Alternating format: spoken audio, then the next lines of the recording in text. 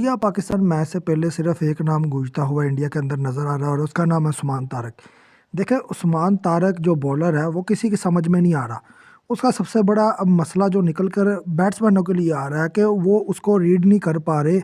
वो पॉज लेता है और पॉज लेने के बाद वो बॉल फेंकता है, वो पूरा यानी कि बैट्समैन की लाइनअप देख कर फिर बॉल को करता है और उसमें बैट्समैन को मसला होता है। अगर बैट्समैन की लाइनअप पकड़ी जाए तो इसका मतलब बॉलर उस पर हावी हो जाता है। अब इंडिया ये बात जानता है कि जैसे ही उस्मान तारक उतरेगा इंडिया पाकिस्तान के मैच में, वो बहुत बड़ा इम्पैक्ट डालकर जाएगा।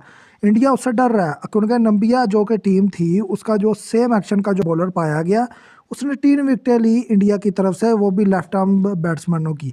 अब सबसे बड़ी टेंशन क्या है कि अभिषेक शर्मा हो गया, इसके अलावा तिलक वर्मा हो गया, ये जितने भी इनके Ishan Kishan left arm batsman हैं, उन्हें पता है कि ये जो लेफ्ट आर्म है ये स्ट्रगल करेंगे उस्मान तारक के खिलाफ।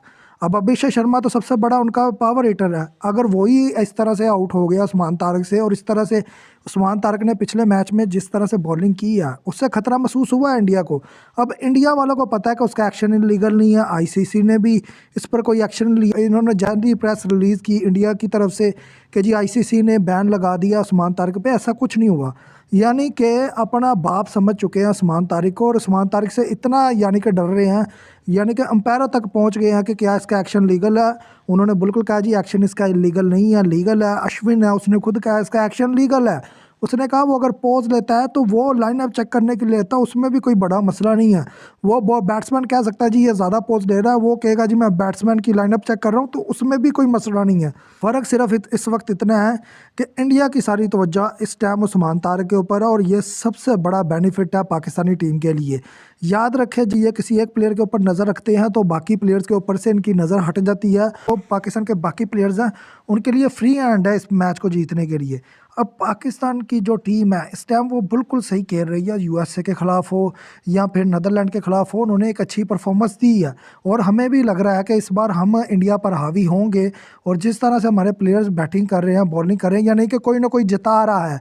मैं टू द पॉइंट एक बात करूंगा, फ़हीम अशरफ कहीं पर परफॉर्मेंस दे रहा है, कहीं पर फरहान साहब ज़्यादा दे रहा है, तो ये चीज़ें नज़र आ रही हैं। फिर उस्मान तारक की बॉलिंग, अबरार की बॉलिंग, ये जो चीज़ें हैं ये चीज़ें खुलकर नज़र आ रही हैं। लेकिन उस्मान तारक का जो हो रहा है वो खुलकर सामने आ चुका है, क्योंकि अब जो उसके जो इल्लीगल एक्शन की कहानी है वो ख़त्म हो चुकी है। पूरे अंपायर्स उस पर बिलीव कर रहे हैं कि वो एक अच्छा बॉलर है।